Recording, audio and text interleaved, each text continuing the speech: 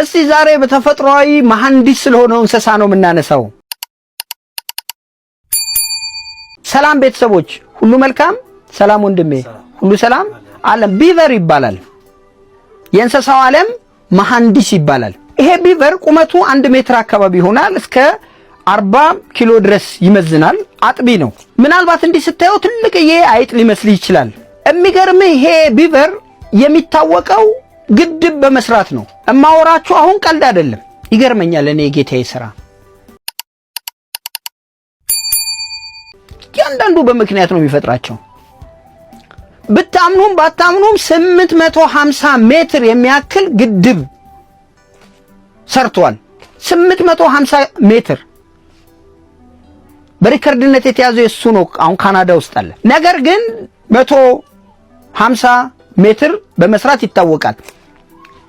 እሱ ግድቡን ያደረገው ወንዝ ላይ ነው። ወንዝን ነው የሚያቋርጠው። ልክ እንዳይጥ ጥርሱ ማቆሚያ የለውም። በጣም ጠንካራ ጥርስ አለው። ይሄ ጥርስ ዛፍን ይቆርጣል። አጂብ አትሉ? ቅርንጫፍ አይደለም ነግረህ፣ ዛፍ ግንዱን ይጥላል። ያንን ግድብ የሚሰራው በድንጋይ፣ በዛፍ፣ በቅጠል ቅርንጫፎች፣ በጭቃ እያደረገ ነው የሚሰራው። ከዛ ውሃውን ያቋርጥና ትናንሽ ኩሬና ሐይቅ ያደርጋል። ባቋረጠው ውሃ ወደ ሌላ ቦታ፣ እዛ ቦታ ላይ አሳዎች፣ እንቁራሪቶች፣ ትናንሽ ነፍሳቶች ህይወታቸውን እዛ ጋር እንዲመሰርቱ ያደርጋል። ይሄ ቢቨር የሱ መኖሪያው ከሱ በታች ነው አድርጎ የሚገባው። በውሃ ውስጥ ነው። በጣም ጎበዝ ዋናተኛ ነው። ረጅም ጭራ አለው። ጭራው ሚዛኑን መጠበቂያም ነው እና አንዳንድ ጊዜ ውሃውን ምናምን ይረብሽና ጠላቶቹን ማበርገጊያ ነው። እንዲሁም ተመሳሳይ ሌላ ቢቨሮች ጠላት አለ የሚለውን ነገር የሚያሳውቃቸውም በዚህ በጭራው ነው። ቤተሰባዊ ቁርኝቱ ደግሞ በጣም የሚገርም ነው። ተጋቡ ነው። ልክ እንደ አዋፋቶች፣ ብዙ አዋፋቶች አሉ እንደዛ።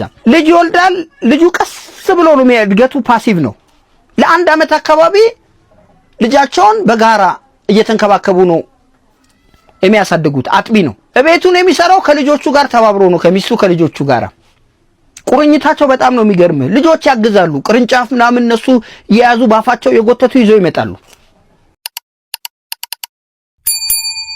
ትላልቆቹ ግንዱን ምናምን ነገር ሲያደርጉ ከአውሬ ለመጠበቅ በውሃ ውስጥ ነው የሚገባው። በውሃ ውስጥ ይገባና ነው ወደ ምሽጉ ወደ መኖሪያው የሚገባው። የሚገርም ነገር ደግሞ በድምጽ ያ የሰራውን ካናል ያ የሰራው ግድብ የሆነ ቦታው ላይ ውሃ ቢያሳልፍ የሆነ ነገር ቢሆን በድምጽ ያውቃል። ቶሎ ሄዱና ያንን ቦታ ይመርጋሉ፣ ይሸፍናሉ።